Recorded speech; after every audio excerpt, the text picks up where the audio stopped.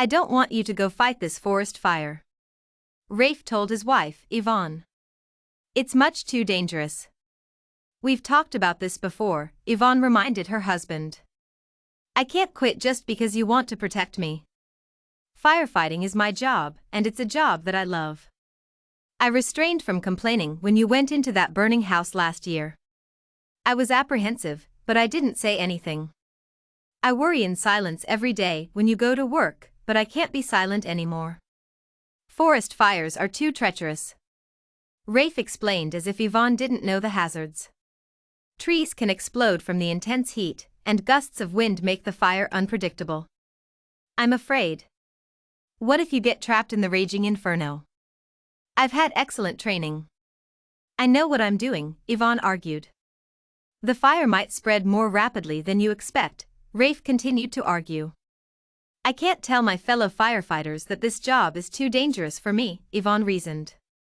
We trained as a team, and we count on each other.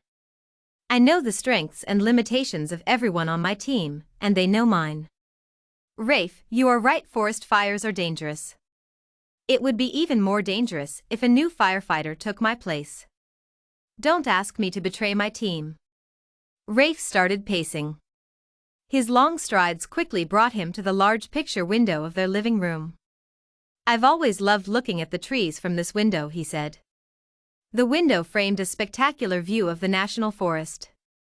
Now I realize how dangerous all this beauty can be. Yvonne knew the argument was over, at least this time. Rafe, I will be careful, but I need you to promise me that you will be careful as well. The fire is over 5 miles away, but that can change quickly. Please evacuate if the fire gets any closer. Rafe turned away from the window and gave her a fierce hug. I promise.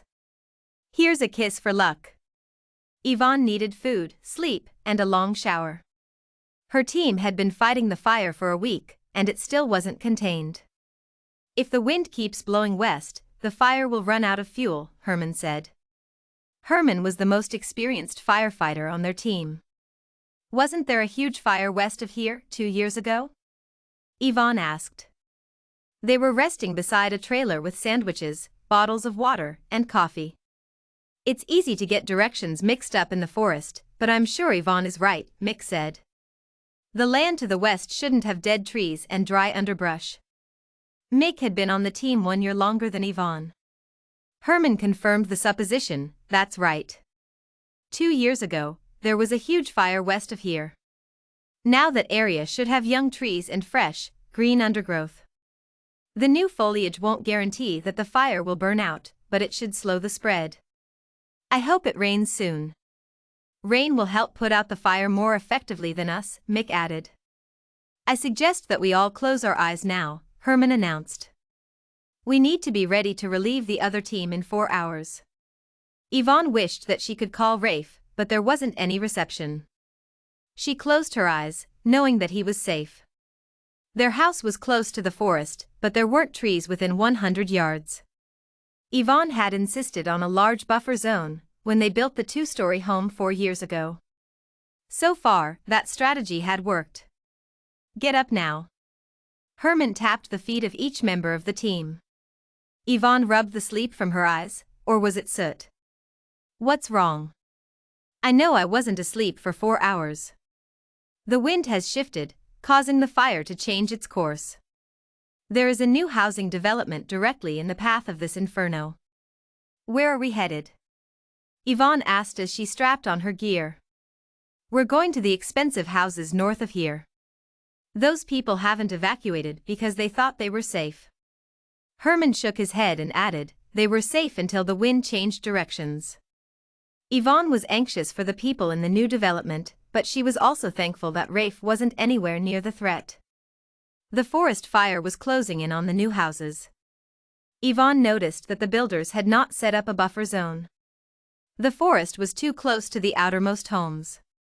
A lot of people want to live in the woods and don't realize the danger, Mick echoed her thoughts. The development looked like a war zone. Some of the residents were trying to put out the flames with garden hoses and buckets of water. Other residents were screaming hysterically in the streets. Herman assessed the situation and spoke into the bullhorn. Get back, everyone. We need space for the fire trucks. Herman pointed to a house. We will start with that one. There was a house on the very edge of the forest. Flames were already starting to lick up the outside wall. Yvonne hoped that no one was inside. Mick drove the fire truck as close to the house as safety would allow. Hurry! Herman shouted. I think the roof is about to cave in. That's when Yvonne saw someone move in front of the second-story window. She could tell that it was a man holding a baby. Get the ladder and the trampoline. Yvonne shouted as she hurried to help set up their equipment.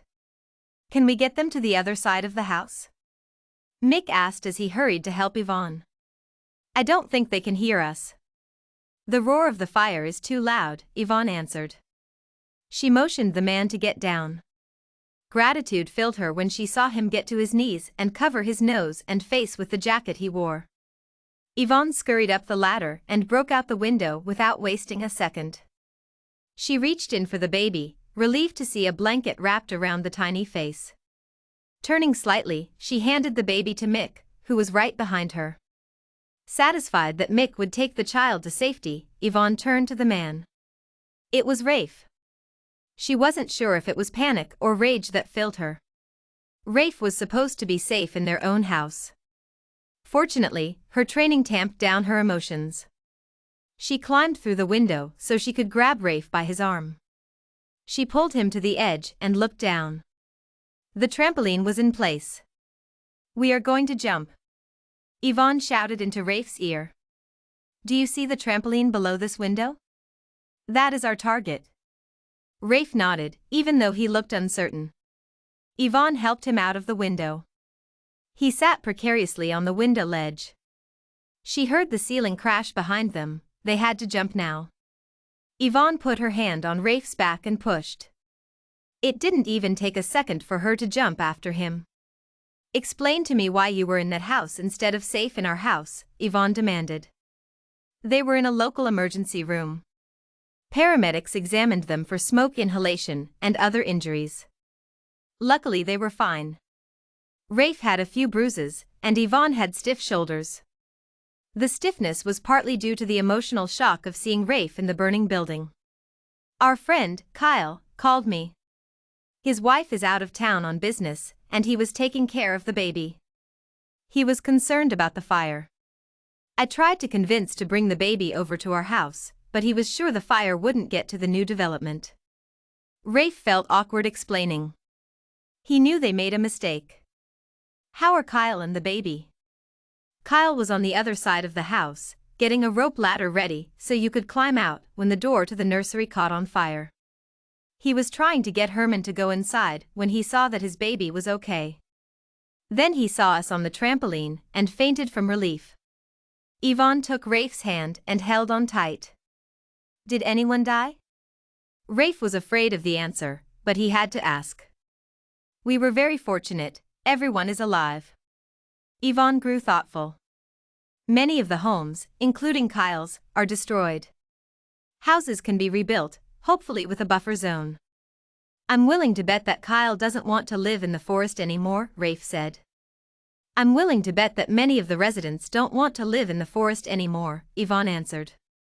Rafe was quiet before speaking. Thank you for saving my life, and the life of Kyle's baby. Then he kissed her.